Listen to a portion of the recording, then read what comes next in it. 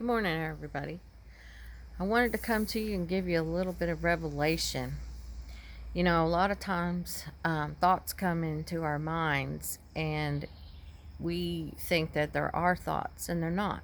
Because we live in a spiritual world, and there are unseen things, and things are always going through our mind. Um, and those things are not always our thoughts, or negative things come because of trauma and different things that we have taken place in our life. People have said things over us, and we accept those things. But I want to share something with you that God was talking to me about this morning. You know what Jesus did uh, when the devil came at him and said things to him? He answered him back with the word of God. In Matthew chapter 4, I'm going to start with verse 1. Then Jesus was led up into the wilderness by the Spirit to be tempted by the devil. And after he had fasted for 40 days and 40 nights, he became hungry. The tempter came to him and said, "If you are God's child, tell these stones to become loaves of bread." And Jesus answered, "It is written, it is not on bread alone that a person is to live, but on every word that comes forth from the mouth of God." Now that's a key thing, that every word that comes from the mouth of God, that's what we're to live on. Then the devil took him to the holy city, and placing him on the parapet of the temple, he said to him, "If you are God's child, throw yourself down, for it is written, He will give His angels commands about you, and on their hands they will lift you up, so you do not even strike your foot against a stone." And Jesus said, "It is also written," answered Jesus, "You must not tempt the Lord your God." The third time the devil took Jesus to a very high mountain, and showing him all the kingdoms of the world and their splendor, said to him, "All these I will give you, if you will fall at my feet and worship me." Then Jesus said to him, "Go away, Satan, for it is written, you must worship the Lord your God and serve God only." Then the devil left him alone, and angels came and served him.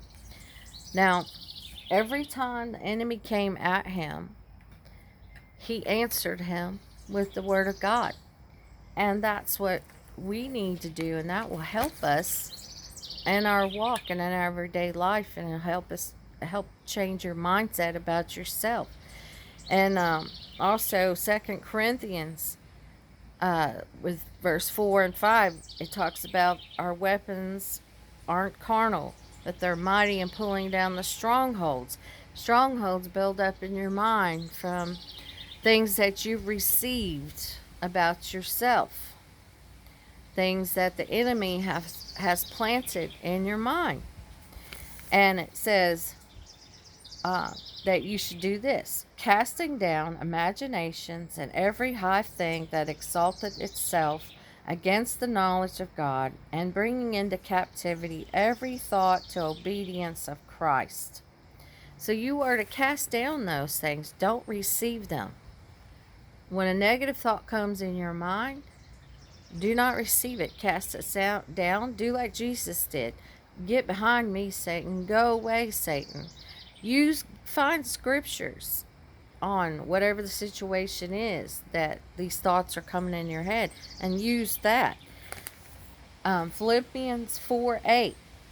This says, "Whatever things are true, honest, pure, just, lovely, good report, virtue, praiseworthy, think on these things." You can get rid of years and years of garbage if you will just start your day out. Find some scriptures. Your phone, your laptop, whatever. Get on there and search a subject about what you need in your life, and you will find the scriptures that you need to speak over your life, to speak back to the enemy. So I challenge you today to use the Word of God to combat negative thinking. God bless you and have a great day. Bye bye.